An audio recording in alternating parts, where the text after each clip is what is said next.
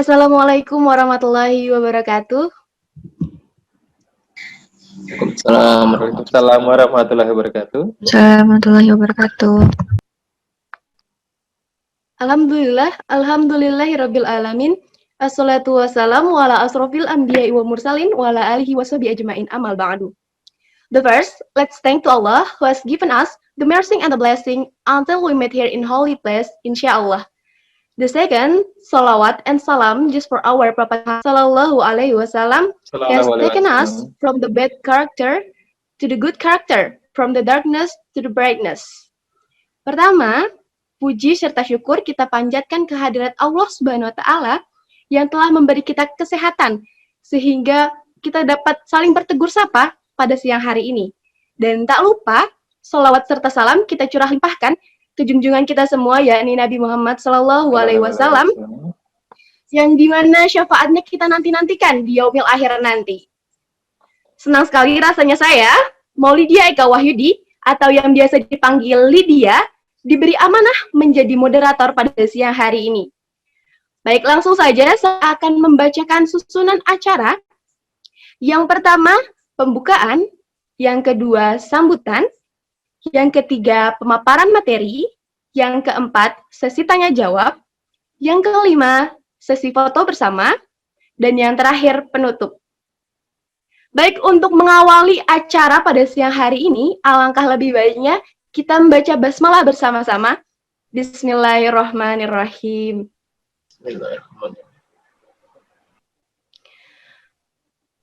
Izinkan saya untuk menyapa terlebih dahulu kepada yang terhormat Kaprodi Teknologi Pangan Universitas Ahmad Dahlan, Ibu Ika Diah Kumalasari PhD, yang kami hormati para dosen beserta jajaran stafnya, serta saya ucapkan selamat datang kepada narasumber yang telah hadir pada siang hari ini.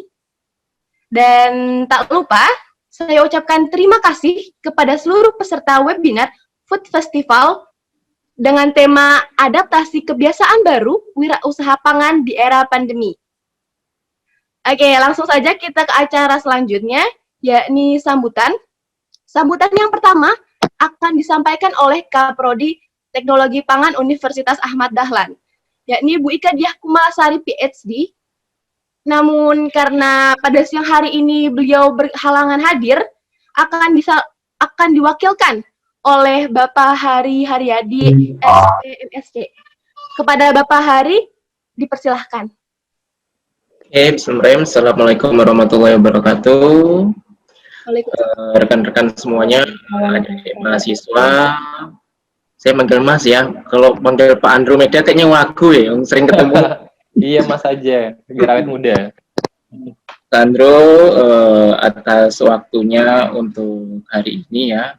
Alhamdulillahirrahmanirrahim.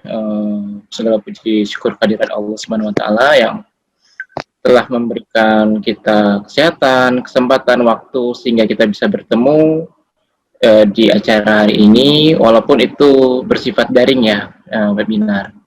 Salawat ring salam kita panjatkan kehadirat Nabi besar Muhammad SAW, yang mana syafaatnya kita harapkan di yaumil akhir kelak. Rekan-rekan mahasiswa, Mas Andromeda selaku pembicara untuk hari ini, dan juga nanti insya Allah disusul oleh Mbak Marisna ya. Terima kasih banyak. Saya mewakili dari program studi teknologi pangan Universitas Ahmad Dahlan, mengucapkan banyak beribu terima kasih. Semoga nanti acara hari ini bisa dapat berjalan dengan lancar. Ini kebetulan adik-adik mahasiswa ini rata-rata semester saat udah ada yang semester 1 juga ya, ada yang semester 1 juga yang ikut ya. Ini ada diikuti oleh semester 1, tingkat 1, tingkat 2, dan tingkat 3, tingkat 4. Kebetulan teknologi pangan ini sudah 4 tahun berdiri. Persis 4 tahun berdiri, jadi baru memang. Semangat adik-adik ini dalam kegiatan berwirausaha alhamdulillah cukup besar. Nah, kemarin sempat tanya sama saya beberapa rekomendasi untuk narasumber, beberapa pilihan. Memang karena saya juga paham sepak terjang Mbak Marisna, Mas Andro di industri food kuliner. Jadi saya kemarin memang merekomendasikan Mas dan Mbak untuk bisa ya sharing-sharing lah, sharing untuk adik-adik. Jujur beberapa ya rekan-rekan di sini juga mungkin sudah ada yang melakukan kegiatan bisnis wirausahaan secara real, tidak hanya konsep. Bahkan hari ini salah satu mahasiswa ya, Mbak Fatira itu ikut finalis sebagai finalis untuk kegiatan pekan bisnis inovasi via daring ya, itu di IPB Bogor. Alhamdulillah hari ini finalnya tadi sudah presentasi dari sekian ratus proposal dia masuk final dan satu-satunya dari perguruan tinggi swasta seluruh Indonesia. Yang lain itu ada ITB, ada IPB, bahkan UGM sudah nggak ada. Pas seleksi awal proposal itu ada nama UGM saya lihat seperti itu. Nah, alhamdulillah lolos. Jadi tadi ITB, IPB, UNES nggak salah ada 3. Terus UAD, udah ada 4 itu. Yang lain kampusnya saya kurang tahu. Cuman yang saya ingat itu. Nah, alhamdulillah hari ini tadi finalnya. Ada juga lagi yang sedang saya bimbing juga, tapi masih seleksi proposal ya, itu pekan ilmiah pekan kewirausahaan juga, tapi yang dilaksanakan Undip. Kalau itu masih berproses, tapi yang hari ini yang puncaknya final tadi. Kita doakan semoga bisa lolos, tapi setidaknya kita sudah menorehkan lah tinta emas ya. Dalam artian yang lain itu kan kampus-kampus gede saya tahu. Alhamdulillah UAD dengan pengalamannya kita concern juga di bidang kewirausahaan.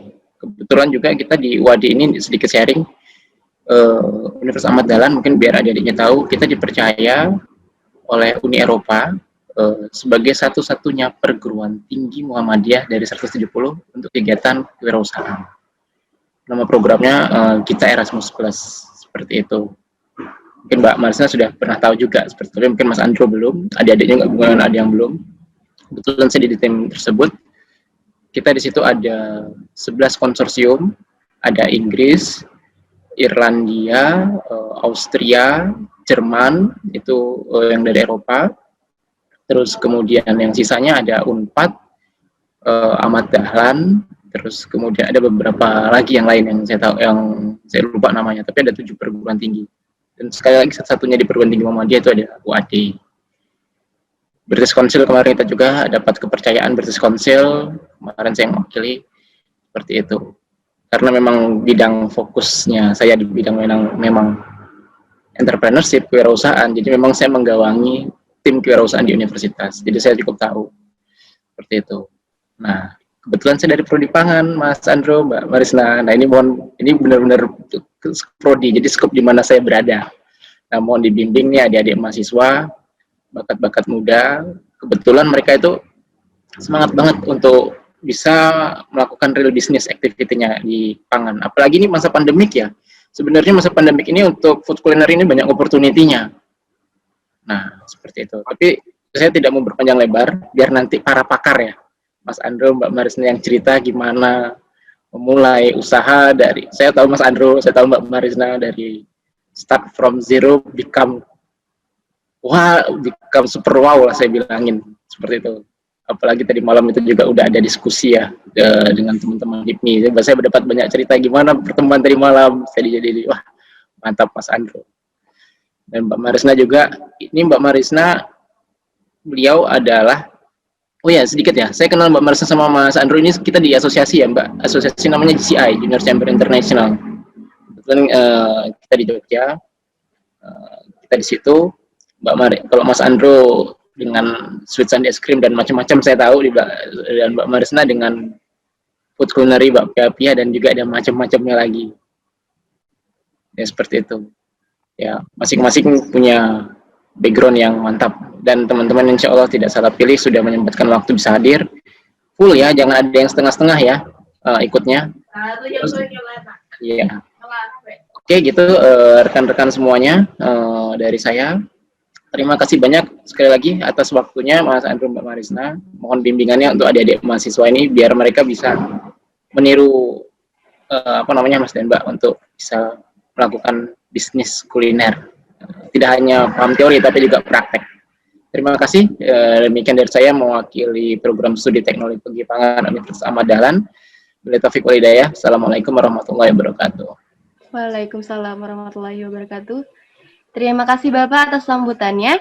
Langsung saja ke sambutan yang kedua yang akan disampaikan oleh Ketua Himpunan Mahasiswa Teknologi Pangan Universitas Ahmad Dahlan kepada Saudara Arya Aziza Ahmad Gani, dipersilahkan. Ya, Assalamualaikum warahmatullahi wabarakatuh.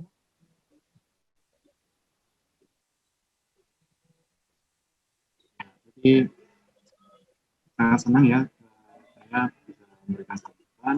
Sebelumnya saya ingin berterima kasih kepada panitia yang telah menyelenggarakan acara ini. Mungkin untuk gambaran seperti apa acaranya, sebenarnya sudah banyak dijelaskan nanti dan juga nanti bakal dijelaskan oleh ketua panitia sendiri. Harapan dari saya, semoga acaranya lancar dari awal sampai akhir, tidak ada kendala atau mungkin kendala seperti itu. Kemudian teman-teman dan kawan-kawan yang ada di sini yang mungkin ingin memulai bisnis atau memang sudah mempunyai bisnis, dapat belajar lebih dari Bapak dan Ibu pemateri kita, Pak Andromeda dan juga Ibu Marisna, bagaimana caranya kita berbisnis atau kita memulai bisnis di era pandemi yang sekarang kita ketahui bahwa memang pada tahun ini ada masalah dengan mewabahnya pandemi virus corona. Jadi hal itu membuat perubahan dari dalam segala aspek, terutamanya ekonomi. Dan mungkin teman-teman akan bisa belajar lebih nanti. Silakan teman-teman mengikuti acara seminar ini dengan baik, dan semoga ininya juga tersampaikan dengan baik. Kurang lebihnya saya mohon maaf. Wabillahi taufiq wal hidayah. Wassalamualaikum warahmatullahi wabarakatuh. Waalaikumsalam warahmatullahi wabarakatuh. Terima kasih atas sambutannya. Langsung aja kita ke acara inti, yakni pemaparan materi. Teman-teman, seperti yang kita ketahui, di era pandemi yang terus meluas ini, banyak sekali daerah yang menerapkan PSBB atau pembatasan sosial berskala besar, yang dimana hal tersebut membuat produk pangan tidak dapat diserap oleh pasar dengan baik, dikarenakan banyaknya terkendala dalam proses pendistribusian. Bahkan tak jarang kita mendengar banyak sekali keluhan dari para pedagang yang mengatakan bahwa omsetnya sangat turun drastis di kala pandemi ini. Dan beberapa dari mereka memilih untuk menutup usahanya selama pandemi berlangsung. Hal ini tentu saja membuat para wirausaha pangan dituntut lebih bisa beradaptasi untuk melanjutkan usahanya. Lalu pertanyaannya, bagaimana caranya mengatasi hal tersebut? Hal tersebut tentu saja akan kita bahas bersama kedua narasumber kita yang sangat luar biasa. Yang pertama ada Bapak Andromeda Sindoro Soekarno SPT. Bapak, selamat siang Bapak. Halo, selamat siang Mbak Ika. Apa kabarnya Bapak? Baik? Alhamdulillah luar biasa, sehat-sehat semua di sini. Alhamdulillah. Dan ada narasumber kita yang kedua, yakni Ibu Marisna. Selamat siang Ibu. Ibu Marisna, selamat siang Bu.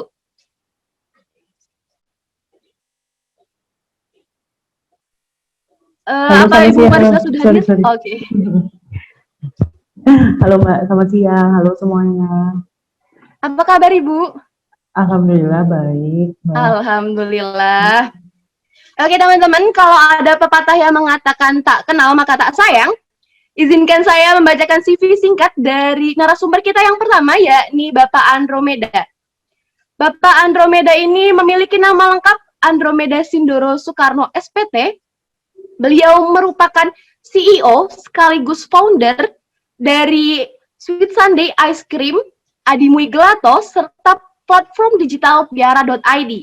Beliau lahir di Jakarta pada tanggal 23 Desember 1987. Sedari kecil, beliau menempuh pendidikan di Jakarta. Lalu beliau datang ke Yogyakarta untuk melanjutkan studinya di Universitas Gadjah Mada. Dan beliau mendapatkan gelar sarjana peternakan pada tahun 2011. Teman-teman, pengalaman beliau dalam organisasi ini sangat banyak sekali, terutama yang paling saya soroti dalam hal menjadi seorang leader. Beliau sangat berpengalaman dalam menjadi seorang pemimpin. Tapi nggak cuma organisasi aja teman-teman, banyak sekali penghargaan yang telah beliau raih, baik dari dalam negeri maupun luar negeri. Di antaranya yaitu juara 1 APEC O2O Forum Philippines, dan juara 1 pada Diplomat Success Challenge yang ke-10. Oke, langsung saja kepada Bapak Andromeda Sindoro SPT. Waktu dipersilahkan, Pak. Baik, oke. Terima kasih, Mbak Eka. Assalamualaikum warahmatullahi wabarakatuh. Waalaikumsalam. Semangat pagi semuanya. Oke. Hari ini MC-nya sudah sangat semangatnya bagus sekali ya. Memotivasi sekali ini, Mbak Mauludia Eka nih ya. Oke, selamat siang semuanya. Terima kasih atas kesempatan yang diberikan kepada saya untuk bisa sharing pada siang hari ini. Terima kasih saya ucapkan juga kepada UAD, dengan Pak Hari, ada Bu Marisna juga, selamat siang, dan seluruh jajaran keluarga besar UAD. Terima kasih telah diberikan kesempatan untuk hari ini sharing, dan adik-adik juga yang semuanya datang pada hari ini untuk bisa mendengarkan sharing hari ini. Saya berharap sharing hari ini kita dapat bisa mendapatkan banyak sekali insight-insight baru, supaya kita bisa mengatur strategi ulang di masa pandemi ini, sehingga buat teman-teman yang sudah punya usaha tadi dikatakan oleh Pak Hari, yang sekarang sedang turun, kita bisa langsung naik lagi, karena dengan restrategi tentu kita bisa mencapai banyak hal lebih baik lagi. Oke, saya izin untuk share screen ya. Bisa ini. Oh iya, saya juga udah lama nih nggak ketemu sama ibu saya, Mbak Marisna. Gimana kabarnya Mbak Marisna? Kenapa jadi ibu, Mas? Kayaknya tua. Ini teman-teman, Mbak Marisna ini kalau buat saya itu udah kayak ibu di dalam dunia bisnisnya. Sweet Sandy itu tidak akan mencapai tahap sekarang kalau enggak Mbak Marisna sama keluarganya dari dulu mengajarkan saya banyak hal. Makasih banget, semoga amalnya dibalas kebaikan berkali-kali lipat oleh Allah Subhanahu wa taala. Baik, saya akan share screen. Nah, yes. Ya. Saya izin duluan ya, Bu Marisna. Monggo, Oke. Mas. Iya. Sudah kelihatan share screen saya di situ? Sudah, Pak. Sudah ya, oke, baik. Baik, teman-teman, dimanapun berada, terutama karena ini adalah di teknologi pangan nih, jadi tidak salah kalau saya sebut halo pahlawan pangan yang saat ini datang untuk bisa belajar ilmu-ilmu baru. Hari ini kita akan sharing-sharing mengenai bagaimana kondisi pandemi ini. Kalau tadi dikatakan bahwa ini sebenarnya ada beberapa yang mengatakan ini masa-masa sulit gitu ya. Buat kita, ini adalah masa penuh tantangan dan masa-masa penuh kesempatan. Kenapa? Karena yang bisa bicara bahwa ini masa sulit itu adalah biasanya perusahaan-perusahaan besar, kan? Karena susah strategi. Dan juga beberapa UKM-UKM yang tidak punya bisnis model kanvas sehingga tidak bisa melakukan strategi. Kalau sudah bisa melakukan strategi, harusnya masa-masa ini jadi masa-masa yang penuh dengan peluang. Baik, saya akan share mengenai kenapa bisa saya menyebut ini adalah masa penuh peluang, gitu ya. Sebelumnya saya mau share ke teman-teman semuanya, boleh nanti follow Instagram dan Facebooknya kita. Karena semua report kita, baik progres kita dalam dunia bisnis, es krim, dan juga bagaimana kita kerjasama dengan pemerintah, itu semuanya kita share via Instagram. Jadi Instagram saya itu isinya laporan ke kementerian, laporan ke dinas, laporan ke banyak stakeholder lainnya gitu ya. Monggo bisa di-follow, siapa tahu insya Allah kita berharap bisa kolaborasi dan bisa menjadi inspirasi bagi teman-teman pahlawan pangan semuanya. Saya dengan istri memulai bisnis ini dari tahun 2008, waktu itu kita semester 4, ya, jadi kita angkatan 2006, 2008 kita mulai usaha karena kita prihatin terhadap peternak sapi perah yang ada di Cangkring, Yogyakarta, di mana susunya dibeli dengan harga yang terlalu rendah oleh industri. Untuk itu, kita berusaha membeli dengan harga yang lebih baik dari peternak, dan juga kita mengolah itu untuk jadi es krim, agar dapat bernilai tambah supaya kita bisa ngambil dari peternak dengan harga yang bagus, dan menjual juga dengan harga yang affordable, bisa diterima oleh customer. Nah, alamat rumah saya ada di Jalan Menjangan, Yogyakarta, di Wirabrajan, dan alamat pabrik kita ada di Jalan Lempong Sari. Jadi monggo, kapan-kapan mungkin UAD akan ada kunjungan. Oh, sebagai info, sekarang lagi ada 4 orang mahasiswa UAD lagi PKL dan magang di sini nih, dari Fakultas FEB ya, food business. Nah, jadi siapa tahu ada yang mau lihat untuk ke sini, monggo kapan-kapan bisa datang karena besok akan ada 4 orang lagi di bulan Desember kalau nggak salah. Jadi kita sudah MOU sama Wade supaya bisa banyak magang dan PKL di tempat kita. Ini beberapa pencapaian yang pernah kami capai di tahun 2014. Sekali lagi saya katakan, berkat bimbingan dari Mbak Risna, kita berhasil menjadi juara 1 dalam Berani Jadi Miliarder Metro TV. Saya tidak bercanda pada saat bilang bimbingan Mbak Risna, karena semuanya saya dapatkan berdasarkan bimbingan Mbak Pia grup sekeluarga. Makasih banget, kita berhasil menjadi juara 1 Berani Jadi Miliarder Metro TV di tahun 2014. Kemudian di 2017 kita alhamdulillah berkesempatan untuk menjadi juara 2 di dalam Entrepreneur Muda Syariah Bank Indonesia, ini nasional perlombaannya. Dan alhamdulillah di tahun 2019 kemarin kami dikirim Kementerian Koperasi bulan November ya, dikirim Kementerian Koperasi untuk ke Filipina mewakili Indonesia melawan 9 negara. Waktu itu ada kompetisi kewirausahaan APEC atau Asia Pacific Economic Conference O2O Forum di Filipina. Dan alhamdulillah dari 9 negara, ada Rusia, Kamboja, Myanmar, ada Singapura, Malaysia, Thailand. Itu alhamdulillah kami berhasil menjadi juara 1, membawa nama Indonesia harum di tingkat internasional. Dan juga di bulan Desembernya kita berkesempatan untuk menang Diploma Sukses Challenge ke-10 yang diadakan oleh Wismilak Foundation. Sebagai info teman-teman, sekarang ini kita masih ada 2 hari untuk kalau teman-teman mau mengikuti lomba kewirausahaan Diploma Sukses Challenge ke-11. Jadi tutupnya ntar tanggal 19 untuk submit proposalnya. Submit dengan mudah sekali, bisa login di www.diplomasukses.com, submit proposal di sana. Kalau nanti dapatkan kesempatan untuk bisa memenangkan hibah modal kerja total 2 miliar rupiah. Kenapa saya presentasi ini? Karena ini gampang banget, submitnya gampang, dapat ilmunya banyak, plus uangnya hibah pula, 2 miliar pula. Jadi ayo, saya mengajak semua teman-teman untuk bisa daftar di dalam Diploma Sukses Challenge ke-11, dan nanti akan banyak sekali kesempatan-kesempatan dan keuntungan kita bisa dapat dari sana. Ini sejarah singkat Swiss Sandi teman-teman, kita mulai di tahun 2008, pada saat itu kita memulai dari proposal. Ya, jadi kalau teman-teman sekarang mengenal saya sebagai pengrajin es krim, dulu kita pengrajin proposal. Buat proposal, kirim kemana-mana gitu ya, lomba-lomba, dan alhamdulillah kita mendapat modal pertama kali kita dari lomba kewirausahaan. Nah, waktu itu jadi kita hanya bermodal proposal yang nilai 10.000, tambah jilidnya 11.000 gitu ya. Itu kemudian kita masukkan ke lomba dan alhamdulillah kita menang, dapat 35 juta pertama kali. Tempatnya kita tidak cukup uangnya buat sewa, kita ngelobi fakultas untuk dapat bisa dipinjami tempat selama setahun gratis.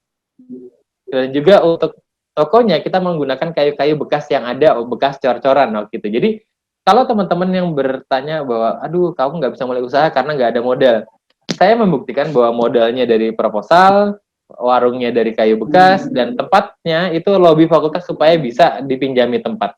Jadi teman-teman tentu bisa mengikuti apa yang saya lakukan karena itu semua bisa dilakukan oleh semua teman-teman mahasiswa dimanapun berada. 2011 kita pindah ke pabrik kita yang sekarang, kemudian 2014 kita menjadi binaan Bank Indonesia, dan 2015 alhamdulillah pertama kali kami ekspor ke Saudi dalam bentuk bubuk. Jadi kami bahan kami itu susu krim gula telur yang itu kami kerja sama-sama LIPI dibubukin. Nah, kemudian kita kirim ke Saudi. Kemudian 2017 kita buat Ademo Gelato, pertama kali brand premium kami muncul, dan 2019 kita membuat platform digital piara.id untuk pemeliharaan sapi perah kita di peternak, kita di Cangkringan. Apa yang kita lakukan di Sweet Sunday adalah kita membantu Indonesia supaya hemat uang 17 triliun setahun, karena selama ini Indonesia dalam setahun tuh buang 17 triliun untuk membelanjakan 3,5 juta ton susu dari luar negeri. Jadi dari 4,5 juta ton kebutuhan susu, 3,5 juta ton kita impor. Yang dicukupi dari lokal baru 900.000 ton. Sehingga kalau 17 triliun ini berputar di Indonesia, seharusnya petani-peternak kita semua sejahtera, petani-peternak kita semuanya naik Alphard dan juga Fortuner. Nggak ada lagi yang naik sepeda ontel, apalagi yang sampai butut kayak sekarang. Sedih rasanya dengar kayak gitu ya. Nah, untuk bisa mencapai itu, kita mempunyai 3 anak perusahaan. Kita punya pabriknya yang kita dirikan di tahun 2008 adalah Sweet Sunday Es Krim. Tahun 2016 kita membuat toko kita namanya Ademo Gelato, dan 2019 kita buat farm kita namanya piara.id. Ini platform digital untuk pemeliharaan sapi perah kita yang kita kerjasama dengan peternak sapi perah kita yang ada di Cangkringan, Yogyakarta. Kita menghandle dari hulu hingga hilir karena kita ingin memastikan bahwa kualitas produk kita tetap terjaga dari hulu hingga hilir dan kesejahteraan bagi peternak, pegawai, dan juga semua distributor kami tetap terjaga dan tetap lebih akan meningkat terus kesejahteraannya. Amin. Ini adalah susunan tim kita. Tim kita terdiri dari orang-orang yang passionate di bidangnya. Jadi di tim kita semuanya orang berinisiatif untuk membangun strateginya di divisi masing-masing. Sehingga tim kami sekarang adalah tim yang kita sebut shape-nya adalah ramping tetapi bisa lari, gitu ya. Karena dulu tim kami terlalu besar tetapi akhirnya tidak bisa lari, tidak perform. Nah, maka kita mengevaluasi dari situ dan memilih tim kita harus semuanya sangat bisa berinisiatif dan memajukan perusahaan. Nah, ini adalah 9 tipe produk yang kami produksi. Ada es krim, gelato, yogurt, mozzarella. Kita juga ada popsicle. Kita juga ada es krim soft mix. Ini yang kami kirim ke Saudi waktu tahun 2015. Semua produk kami alhamdulillah tidak ada yang tidak terbeli karena produk kami disusun dari awal. Nggak mati. Kamu tuh Tenang, semua terkendali. Jangan berantem. Oke, jadi semuanya itu kami susun berdasarkan value proposition yang tepat dari awal. Jadi kita tidak pernah membuat produk baru cari customer siapa. Selalu value proposition kita susun dulu, produknya kita susun seperti apa yang harusnya bisa di launching. Begitu kita launching kita sudah tahu pasarnya kemana dan kira-kira volumenya berapa mereka akan beli. Jadi itulah kami menyusun semua produk kita. Inilah market size es krim di Indonesia. Di Indonesia orang mengkonsumsi es krim dalam setahun ada 185.500 ton. Yang sekarang Sweet Sunday baru mensuplai 0,087%-nya. Jadi belum nyampe 1% market share kita. Di tahun 2023 kita punya target untuk mencapai market share di Indonesia 3%. Kecil banget ya. Tapi 3% itu artinya Sweet Sunday sehari harus memproduksi dan menjual es krim sebanyak 10 ton. Kebayang 10 ton per hari es krim? Nah, tentu di tempat produksi yang kita sekarang memang tidak bisa produksi seperti itu, tetapi kita sedang membangun tempat produksi baru di Desa Hargo Binangun, Cangkringan, Yogyakarta. Ini adalah pabrik yang saya maksud. Jadi, insya Allah teman-teman mohon doanya, harusnya ini dibangun pertama kali, peletakan batu pertamanya bulan November tahun lalu, tapi karena waktu itu ada gejolak politik, jadi kita agak terkendala. Bulan Februari kemarin harusnya kita mulai, tetapi ada pandemi. Insya Allah November ini kita akan peletakan batu pertama karena ini sudah didukung penuh oleh Kementerian Koperasi, terutama langsung dari Pak Teten Mas Duki sendiri, Pak Menteri Koperasi, sudah turun melihat lahan kita ini dan sudah melihat bahwa perizinan sudah kami urus dan lahan sudah dipetakan plus 3D sudah dibuat. Jadi mohon doanya semoga kita bisa punya tempat produksi baru ini yang integrated dengan farmnya milik peternak semuanya. Mohon doanya ya. Nah, visi kami adalah untuk menjadi perusahaan pengolahan susu nomor 1 di Indonesia dalam hal pemberdayaan dan market share di tahun 2030 ya. Makanya kenapa kita pemberdayaan market share? Karena kita pengen agar Sweet Sunday makin besar, maka makin sejahtera juga petani dan peternak yang ada di Indonesia. Untuk itu teman-teman ayo bisa follow Instagram dan Facebooknya kita. Kenapa? Saya berharap kita bisa kolaborasi ke depannya dalam hal pemberdayaan, pembinaan maupun juga pengembangan usaha. Karena Indonesia tidak mungkin bisa swasembada pangan atau swasembada susu kalau kita semua tidak bergandengan tangan. Jadi saya mengajak semua pahlawan pangan untuk kita bisa bergandengan tangan agar kita bisa menciptakan Indonesia yang berdaulat swasembada pangannya. Ini sedikit video tentang usaha kita. Jadi video ini 1 menit untuk memperkenalkan bagaimana kita berproduksi. Ini adalah farm perorangan kita. Jadi ada petani kita yang masih perorangan, ada juga yang sudah kelompok. Karena ini sudah modern seperti ini. Kemudian juga pemerahan sudah otomatis. Nah, untuk nanti dikumpulkan ke koperasi. Koperasi nanti akan nyetor ke kami dan kami olah menjadi produk-produk olahan. Ada susu, es krim, gelato, yogurt, mozzarella, popsicle, dan macam-macam olahan susu lainnya. Yang semua kita pasarkan ke pasar utama kita adalah HoReCa, hotel, restoran, kafe, dan catering. Kami cetak jadi es krim, kemudian kami taruh itu ada di toko, ada juga kami suplai ke hotel, kafe, catering, dan restoran. Semua produk kami aman dikonsumsi, bahkan untuk balita, karena semua produk kami bahannya 120% lokal, natural, dan halal. Seperti itu. Baik, sekarang kita mulai masuk ke dalam pokok bahasan utama kita adalah bagaimana kita berstrategi di masa pandemi. Jadi Sweet Sunday sama seperti UMKM lainnya, tentu pasti kita mengalami kendala di masa pandemi ini, pasti akan ada naik dan turunnya. Sweet Sunday jatuh sekali itu adalah di bulan Maret. Ya, jadi kalau teman-teman mungkin yang punya usaha, mengalami nih bulan Maret, bulan April itu lagi jatuh-jatuhnya. Kenapa? Karena kita tidak menduga bahwa akan ada lockdown dan PSBB. Padahal pangsa utama Sweet Sunday adalah hotel, restoran, kafe, catering. Jadi pada saat pandemi, catering tidak boleh ada nikahan, hotel tidak boleh ada kunjungan ke Jogja, pada saat itu di lockdown ya. Kemudian kita juga kafe dan restoran itu tidak boleh dine in. Sehingga penjualan kami anjlok sekali, bahkan kami minus pada bulan Maret dan April. Ya. Nah, teman-teman tahu ini hewan apa? Ada yang tahu ini hewan apa? Hewan apa Mbak Eka kira-kira? Kurang tahu tuh, Pak. Oke.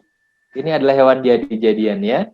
Tapi sebenarnya ini adalah grafik dari pendapatan Sweet Sunday di tahun 2019 dari bulan Januari yang meluncur drastis ke bulan Maret. Kemudian alhamdulillah kami berhasil naik lagi di bulan April karena kami melakukan restrategi di bulan Maret. Ya, jadi waktu itu memang dari semenjak mulai Januari itu sudah mulai ada isu-isu corona. Puncaknya Maret itu jatuh karena akhirnya pemerintah memutuskan kita ada lockdown dan PSBB, sehingga kami jatuh sekali di bulan itu. Kemudian alhamdulillah kami melakukan restrategi, jadi kita buka lagi bisnis model kanvasnya kita. Kemudian kita lakukan restrategi. Jadi teman-teman di sini, kalau yang belum memiliki bisnis model kanvas, saya sarankan segera membuat.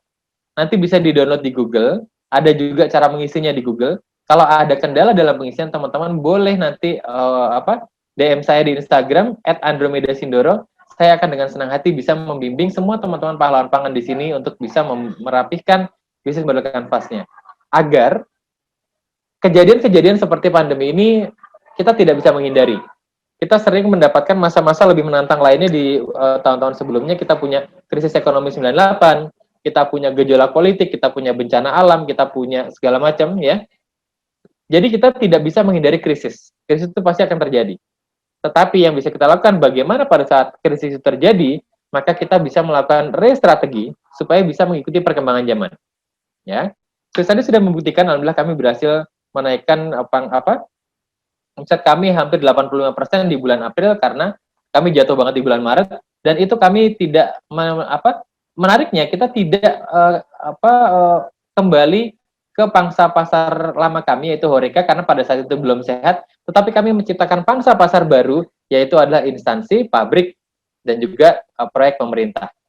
Nah, jadi bagaimana kita melakukan strategi dari hulu hingga hilir, dari pemasaran, produk, channel, kemudian juga value proposition kita buat dari awal semuanya supaya bisa naik lagi di masa-masa pandemi ini. Alhamdulillah kami sekarang sudah mulai naik karena jujur, memang setelah kami restrategi, Sweet Sunday merupakan salah satu, kami merasa sebagai salah satu usaha yang cukup diuntungkan dalam masa pandemi ini, karena semua orang membutuhkan susu untuk kesehatan. Alhamdulillah penjualan kami naik dari bulan ke bulan. Nah ini adalah bisnis model kanvas teman-teman yang saya tadi ceritakan, tentu beberapa sudah pernah ada yang membuat, nah beberapa yang belum pernah membuat, monggo nanti saya sangat senang hati bisa membimbing untuk bisa mengisinya ini. Bisa di-download di Google, nanti bisa langsung mulai mengisi. Nah, pada saat lagi pandemi, itu kami melakukan restrategi dengan cara diskusi dengan tim, dan kami membuat tabel seperti ini. Kendala apa yang terjadi? Kemudian strateginya apa? Ya, jadi pada saat kita kena masa-masa penuh tantangan, gitu. Jadi jangan katakan masa sulit, ini masa-masa penuh tantangan. Apa yang kita lakukan? Kendalanya apa sih? Oh, kendalanya Horeca, hotel, restoran, kafe, catering, itu tiba-tiba off. Tiba-tiba nggak boleh ada nikahan. Pada saat pemerintah memutuskan ada PSBB dan lockdown hari pertama, langsung hari pertama, sorenya, itu langsung kami hitung total kerugian. Karena begitu diputuskan paginya, itu sorenya kami langsung, diputuskan hari hanya besok paginya, satu hari setelahnya, kita langsung mendapatkan cancel orderan dari semua catering. Mas Ando cancel. Dihitung di hari kedua aja, orderan yang harusnya kami handle yang tercancel itu sudah ada 170 juta baru hari kedua. Jadi kita mengalami hal yang serupa. Teman-teman tentu mengalami juga banyak yang cancel order dan segala macam ya. Kita juga mengalami. Tapi ya kita tidak usah merenungi dan meratapi kejadian itu. Kita bicara strategi apa yang kita lakukan kalau itu terjadi. Kami merubah strategi B2B menjadi B2C dan fokus ke susu. Kalau tadinya produk utamanya adalah es krim, nomor 2 adalah susu, sekarang kita pindah, susu jadi nomor 1, es krim jadi nomor 2, dan susu yang kita genjot. Dan alhamdulillah ini works. Kemudian kedua, pemasaran offline terkendala PSBB. Kemudian kita menggunakan FB dan IG. Jadi kita bertransformasi digital, hampir sekarang 95% semuanya kita lakukan secara digital. Kemudian delivery terkendala PSBB dan lockdown. Kami kemudian kerjasama dengan Grab, dan ini kami mengajukan kepada Dinas Provinsi Dinas Koperasi Provinsi DIY, dan ini alhamdulillah dibungkus dalam satu program namanya Sibakul Jogja. Sebagai info teman-teman, sekarang semua UKM di Jogja itu kalau mendaftar ke program Sibakul Jogja dari Dinas Koperasi Provinsi DIY, maka teman-teman akan mendapatkan free ongkir. Jadi kalau produknya, misalnya kita ngantar susu nih, ngantar susu sampai jarak maksimal 30 km atau setara dengan Rp50.000 bayar ojeknya ya, ojek online ini, itu dibiayai pemerintah gratis. Nah, jadi harus dimanfaatkan nih program pemerintah ini supaya teman-teman yang sekarang mau berkirim produk kemanapun, itu bisa difasilitasi ongkirnya sehingga nggak perlu mahal-mahal ketambahan ongkir. Kemudian botol di Jogja waktu itu sempat habis. Kemudian apa solusinya? Ambil botol langsung ke pabriknya. Jadi kebetulan kami langsung ambil botol keluar kota gitu. Ada juga kendalanya terkendala pembayaran cash dan transfer bank. Jadi kadang kan kalau bayar tuh harus cash ya. Nah, tapi mereka kadang ada yang nggak punya nih, aduh aku nggak punya aplikasi, aku punyanya GoPay atau misalnya punyanya OVO. Saya nggak bisa bayar ke Mandiri, nggak punya ATM. Maka kita pakaikan QRIS kepada customer. Dan ini kita sosialisasikan juga. Jadi selalu gitu teman-teman. Kendalanya apa?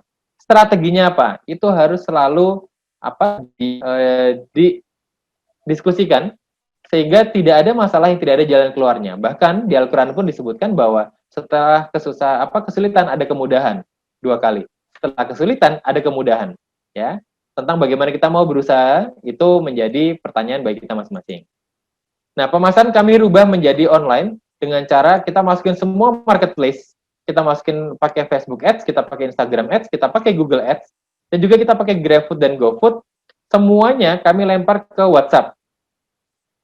WhatsApp karena nomornya 1 itu terlalu banyak chat yang akan masuk, maka kalau pakai 2 nomor jadi nggak efektif karena iklannya harus beda-beda. Kita pakai aplikasi namanya loops.id, loops.id. Itu membuat WhatsApp-nya, itu misal kita punya 5 nomor WhatsApp, itu bisa di revolver. Hanya 1 iklan, 1 kali klik tuh, 1, 2, 3, 4, 5, CS1, CS2, CS3, CS4, CS5, balik lagi ke CS1, dan begitu seterusnya. Jadi kita punya tim CS yang semuanya di revolver atau diputar, memakai aplikasi namanya loops.id, dan ini efektif sekali. Nah, ini adalah program Sibakul Jogja yang tadi saya ceritakan. Program Sibakul Jogja ini adalah inspirasi bagi program nasional. Jadi ini program ini revolusioner sekali, teman-teman. Ayo semuanya turut mendukung dan turut join, karena lumayan kalau kita misalnya ada jualan snack ya teman-teman. Terus kemudian nganter dari selatan ke utara tuh 50.000. Berarti kan nanti customer harus bayar 50.000. Kadang nggak jadi beli nih gara-gara harga terlalu mahal.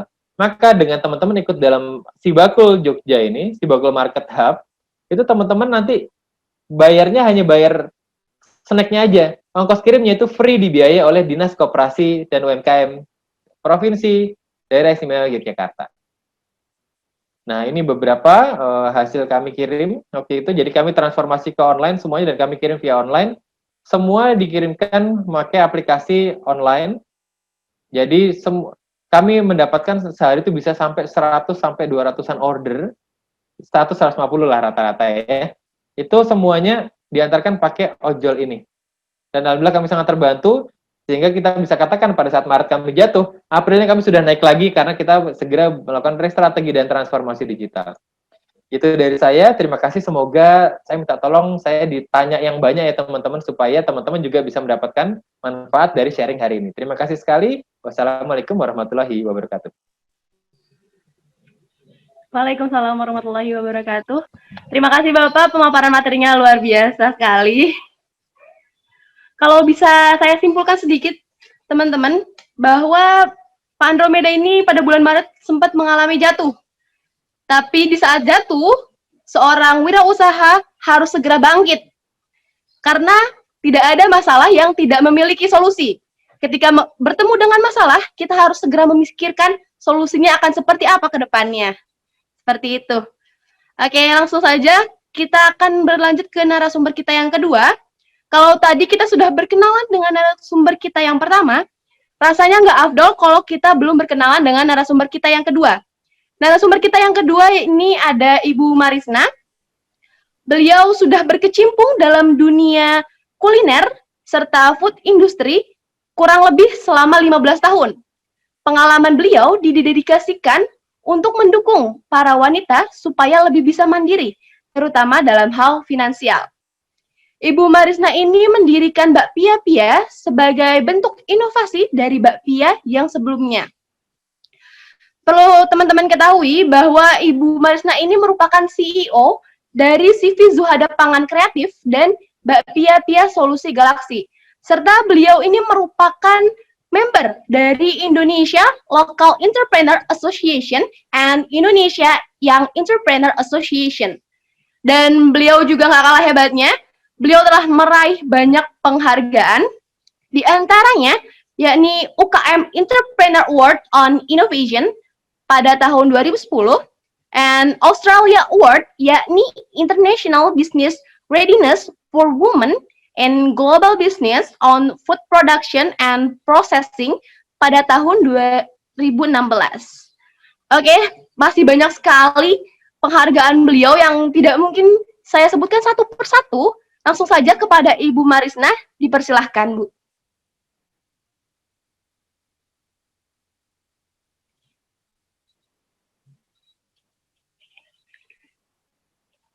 Ibu Marisna. Di unmute dulu, Bu Marisna. Assalamualaikum warahmatullahi wabarakatuh. Halo, halo. Waalaikumsalam warahmatullahi wabarakatuh. Suaraku jelas kah, Mbak, Mas? Siap, jelas. Kok sinyalnya agak bagus. Oke. Sebelumnya saya mau kenalan dulu. Nama saya Risna, panggilannya. Nama lengkapnya cukup singkat, cuman Marisna aja. Nggak pakai aja sih. Kalau untuk saya, kebetulan usaha saya itu Bakpia Pia. Kebetulan kita dari tahun 2004. Dan alhamdulillah masih sampai sekarang. Sebenarnya Bakpia Pia itu berarti tahun ini kita berumur 16 tahun. Kemudian terkendala, ada beberapa kendala yang hubungannya dengan pandemi ini. Banyak, nanti saya akan menceritakan dulu. Tadi kayaknya kalau ininya Mas Andrew sudah bagus banget ya Mas, keren banget ya itu tadi. Slide-nya. Kalau saya itu cuma singkat padat aja. Mbak mungkin tadi ada slide-nya Mbak.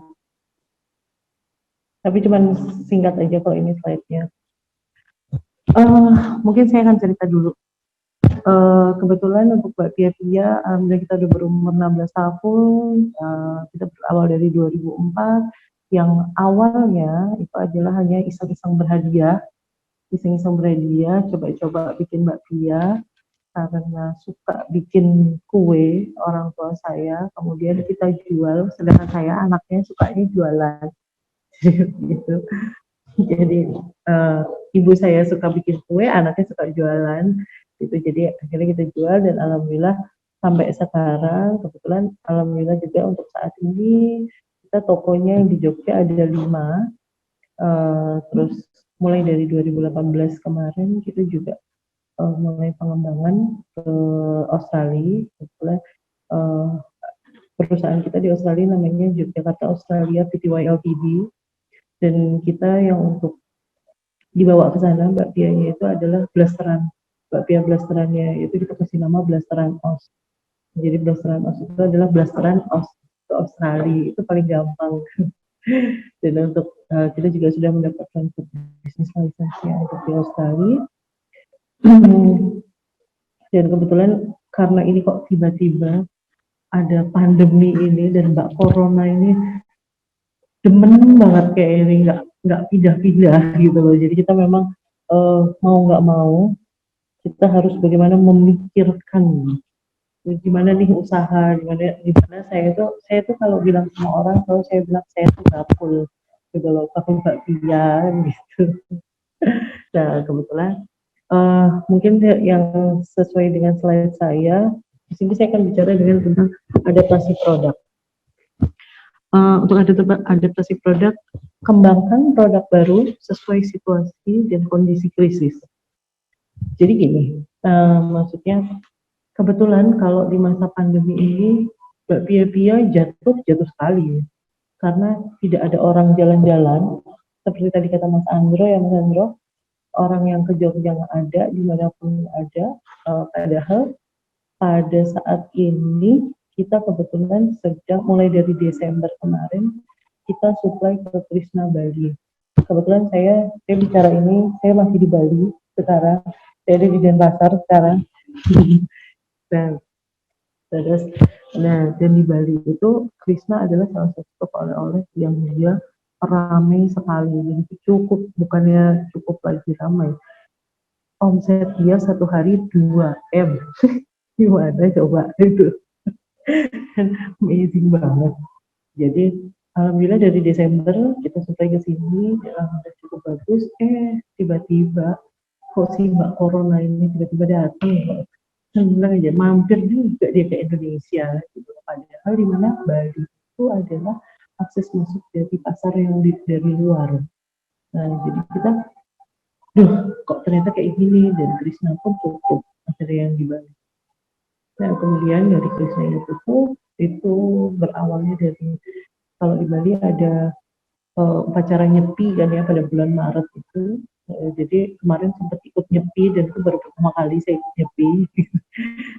Jadi terus ternyata kayak gini, dan habis itu tutup sampai bulan Juni Krishna itu tutup, dan sampai saat ini Krishna itu masih sepi sekali, dan mereka penjualannya cuma hanya di angka 18% sampai detik ini gitu.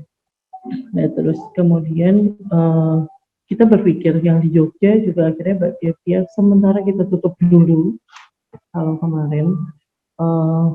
Jadi terus kita berpikir pada tahun 2014 sampai 2017 kita pernah punya yang namanya empek-empek.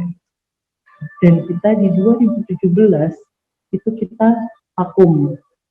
Jadi karena waktu itu ternyata empek-empek belum terlalu jalan nih, hanya catering. Tapi akhirnya kita berpikir, kenapa enggak ya coba kita gerakin lagi, karena empek-empek itu bukan hanya oleh-oleh khas Palembang, tapi oleh-oleh semua orang itu suka dengan empek-empek. Dan akhirnya bismillah, karena pandemi ini kita buka lagi di empek-empek.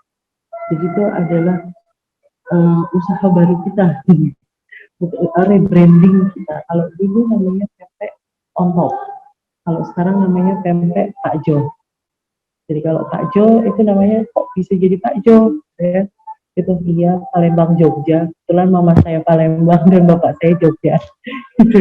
It's a very simple gitu. Dan terus kemudian seperti yang saya sebutkan, sesuaikan harga agar bisa terjangkau daya beli masyarakat terkini, karena pada saat ini kita adalah masanya krisis ya.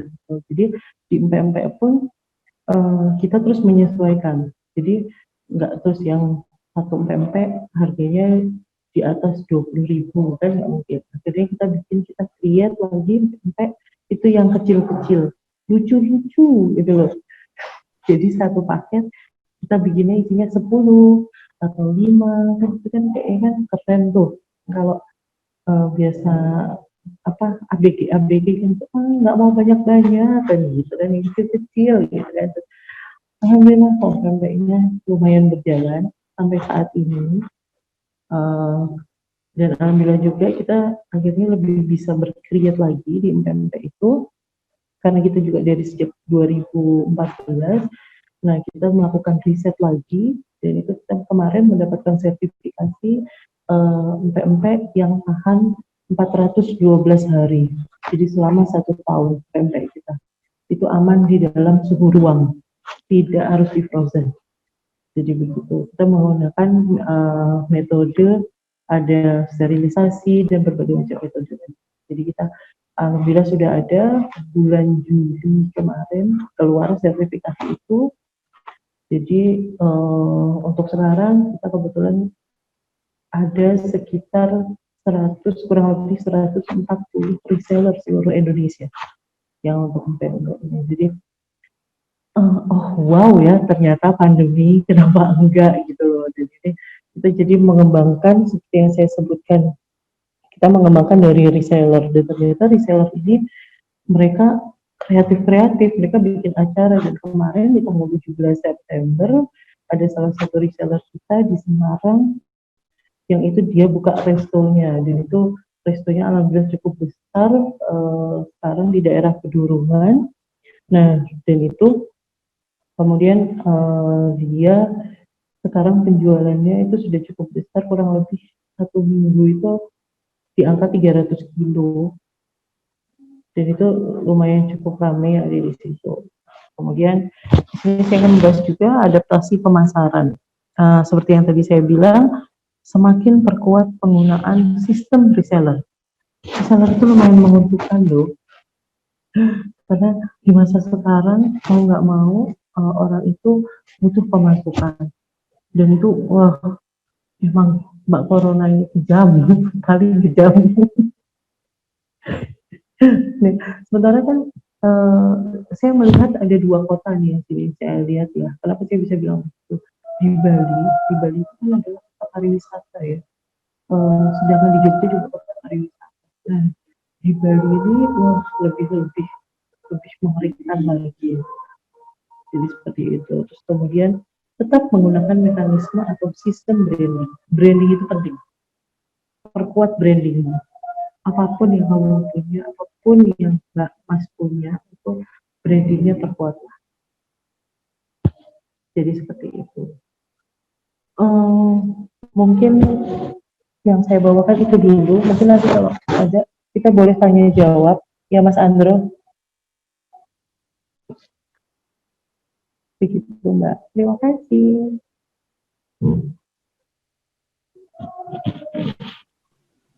Terima kasih Mbak Risna.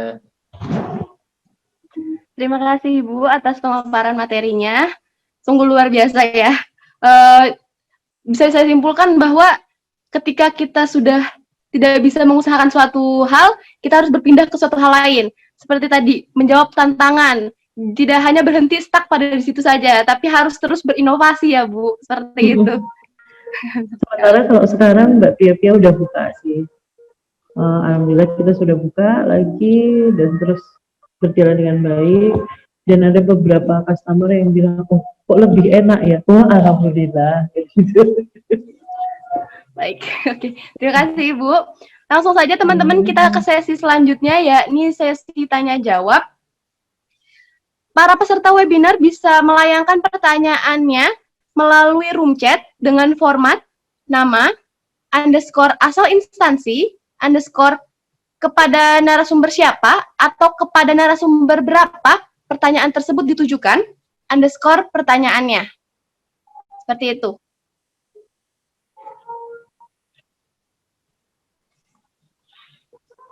Oke, sambil menunggu pertanyaan dilayangkan oleh para peserta webinar, saya ingin bertanya terlebih dahulu nih kepada Ibu Marisna.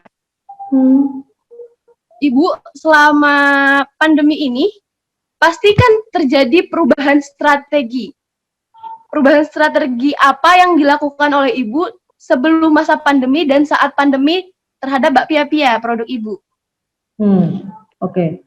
Yang jelas kalau mungkin kalau sebelum pandemi kan ya kita alhamdulillah kan toko kita semua buka ya Mbak ya.